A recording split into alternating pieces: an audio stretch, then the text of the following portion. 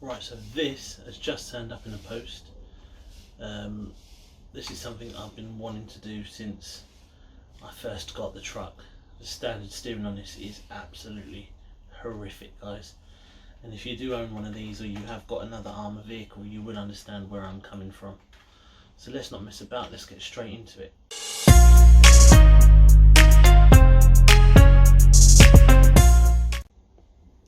So guys, this is the Savox SW0231MG.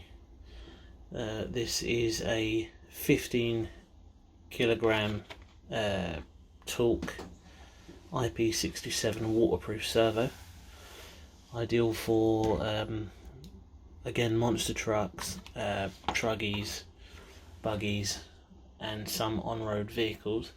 It's packaged quite nicely, guys, to be honest with you. There's no unnecessary packaging, it's just your usual plastic and cardboard sort of packaging. Very little to complain about, to be fair. Let's get this opened and see what's inside. Okay, so inside the box you've obviously got the servo. Very nice, metal geared. It does have a brushed motor, but it is metal geared. You've got some servo horns and a little packet of screws. Now, one of the reasons why I picked this for my Arrma, Granite, was because it already comes with it comes as standard with a 25 tooth spline. So the standard servo saver in the actual car itself should work with this. Now, I have seen on the forums and I have heard other people say that the standard servo saver in the actual car itself isn't great, but I'm gonna give it a go and see how far I can get with it. If I need to replace that later on, then I absolutely will. Right, I'm gonna get the standard servo taken out of the car now, guys, and then I'm gonna get this put in, and we're gonna see. We're gonna do a little before and after video and see how much better it feels compared to the standard servo.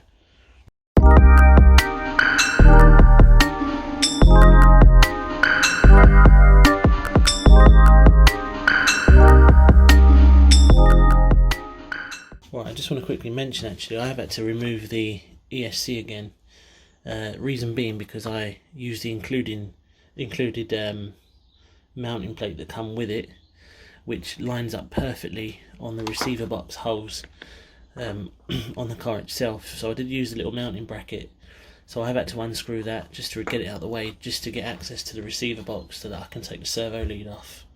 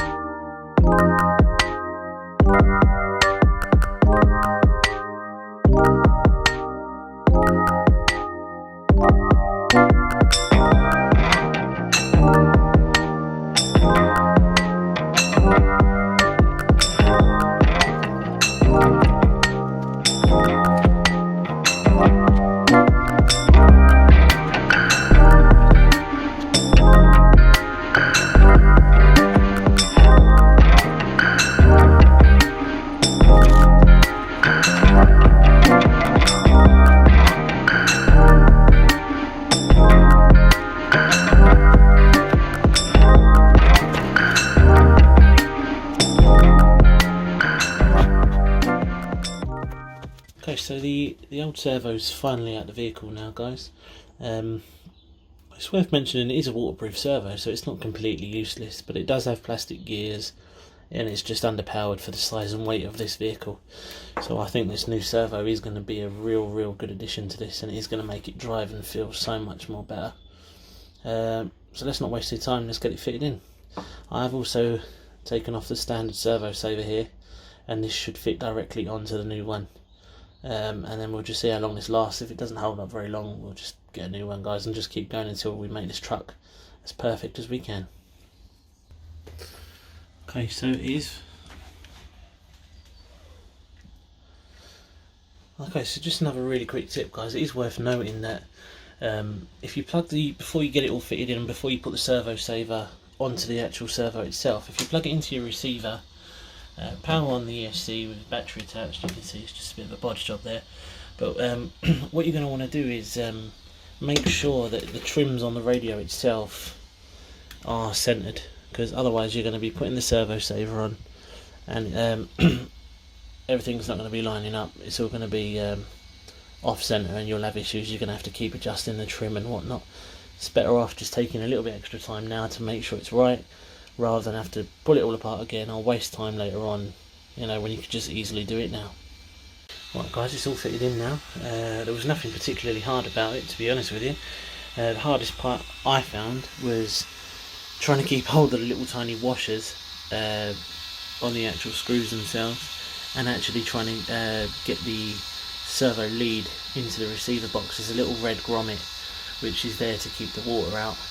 That was probably the hardest part, trying to get the lead down into the grommet so that I could put the receiver box, the actual lid back onto the receiver box. But apart from that, guys, there was no major issues, to be honest with you. Let's have a look and see if there's much of a difference.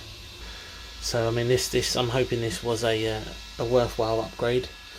I'm really starting to enjoy this truck more now that the hobby wing system's fitted in as well. As you see in the previous video, it's behaving exactly how I want it to be behaving now.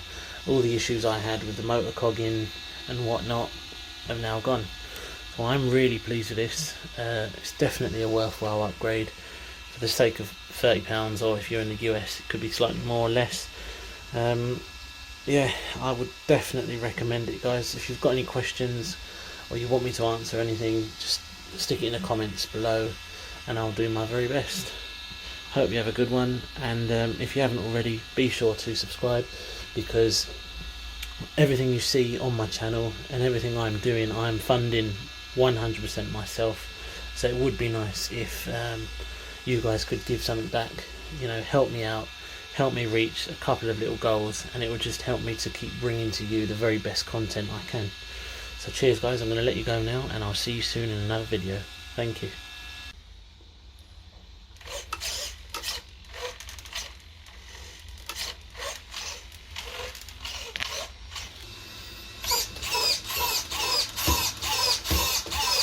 So already you can see it sounds and looks a lot more powerful than the standard servo.